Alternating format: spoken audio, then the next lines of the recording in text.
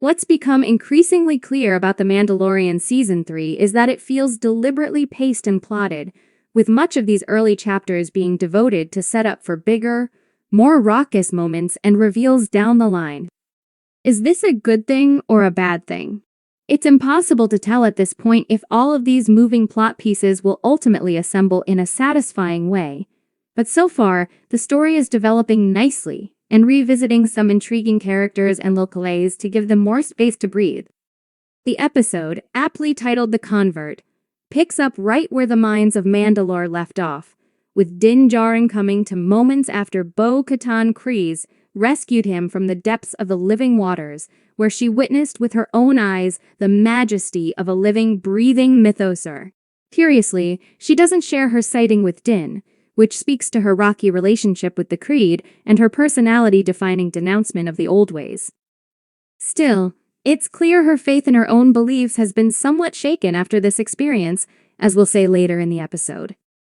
The dynamic and rapport between Bo-Katan and Din has consistently been one of the best aspects of the show, and watching them spiral around each other and their respective ideologies doesn't feel like it will get old anytime soon. And the fact that we see neither's face this episode speaks to how uniquely talented Katie Sackhoff and Pedro Pascal are. Many actors would be impaired by the armor, but these two seem to have found the power in it.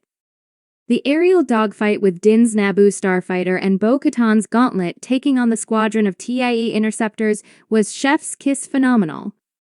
As an aerial fight scene, it's got everything you'd want. A crackling sense of speed, thrilling mid-air maneuvers, huge explosions. And what makes Star Wars so great in this particular arena is that each spacecraft has its own personality to it. From the way the Gauntlet flips its wings to drift and get the drop on the interceptors, to the modded N1's nimbleness and breakneck speed, to the iconic, almost animalistic screech of the TIEs. This scene was nerdy as hell, and gloriously so. But there's even more to it than that.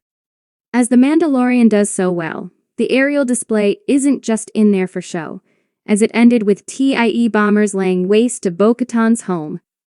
There's a pull in the episode's final act for her to return to the religion she was baptized into as a child, and again, however inadvertently, as an adult. She and Din are accepted back into the tribe, but she's keeping the mythosaur-sized secret close to her chest for now. It leaves a lingering question for us to discuss in the coming weeks. Will Bo-Katan use the tribe's invitation to further her own plans to rule Mandalore? Or is she starting to actually believe in the way after her encounter with the mythosaur? She doesn't take off her helmet after witnessing the mythosaur after all.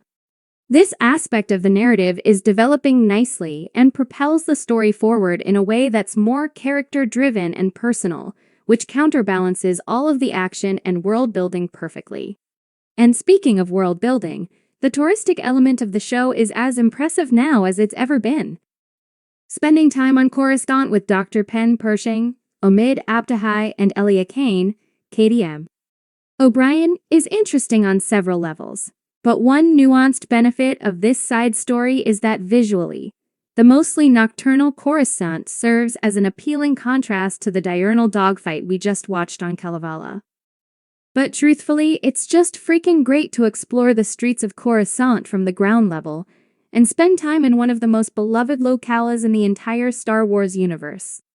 Following Dr. Pershing as he navigates the New Republic's amnesty program and gets close to Elia Kane is compelling at times, although a few of the dialogue-driven scenes sort of fall flat due to some uninspired writing and uneven performances.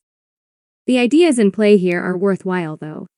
Elia and Pershing, or G68 and L52, respectively, connecting over their refusal to just be cogs in whatever oppressive proverbial machine they're ensnared by gives their stories a bit of thematic heft, and Elia's deception at the end is a nice twist that points to some dark days ahead for Pershing and perhaps the reintroduction of Moff Gideon, who is clearly pulling the strings, especially after it's hinted he's already escaped captivity.